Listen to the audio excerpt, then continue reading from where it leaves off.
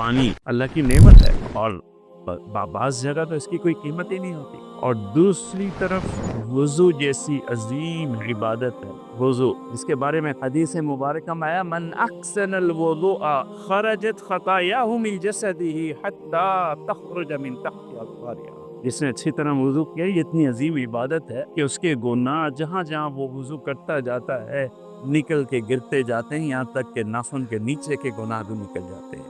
کتنی بڑی عبادت. غر المحجلین، قیامت کے دن جب ہم آئیں گے تو ہمارے اعضائے وضو غر المحجلین ایسے چمکدار ہوں گے کہ اللہ کے رسول اپنی امت کو اس چمک کے ذریعے پہچانیں گے. کتنی بڑی نعمت ہے یہ وضو، کتنی بڑی عبادت ہے. مگر جب آیا وضو میں پانی استعمال کرنے کا معاملہ تو اللہ کے رسول نے فرمایا ایک دفعہ دھو لو، دوسری مرتبہ دھو لو، تیسری مرتبہ دھو لو، چوتھی مرتبہ عضو کو دھو گے تو مکروہ ہے اور گناہ ہے. کیوں؟ کیونکہ آپ پانی کو ضائع کر رہے ہیں. چوتھی مرتبہ اگر آپ چہرہ دھوتے ہیں، وسائل آپ کے پاس سارے موجود ہیں، عبادت کر رہے ہیں، وضو جیسی عظیم عبادت کو آپ انجام دے رہے ہیں، اللہ کے رسول نے فرمایا نہیں، چوتھی مرتبہ اگر آپ دھو گے گناہ ہے، ثواب نہیں ملے گا، یہی وضو گناہ بن جائے گا. آج امت کو دیکھیے کہ اس نے اس معاملے میں کتنی کوتاہی کی ہے.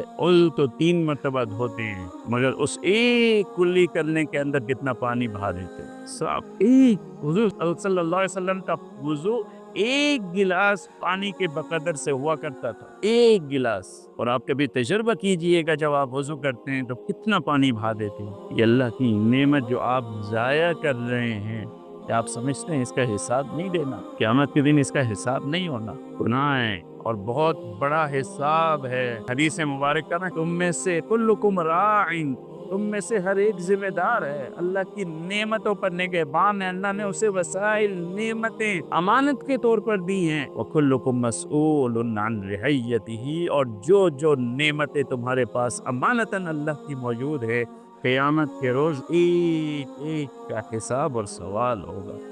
وَلَتُسْأَلُنَّ يَوْمَئِذٍ عَنِ النَّعِيمِ، قرآن مجید کی آیت ہے. ایک ایک نعمت جو تمہارے پاس ہے، تمہارے دسترس میں ہے، اللہ نے اس کا سوال کرنا ہے اور اس کا جواب دینے کے بعد آپ نے آگے بڑھنا ہے.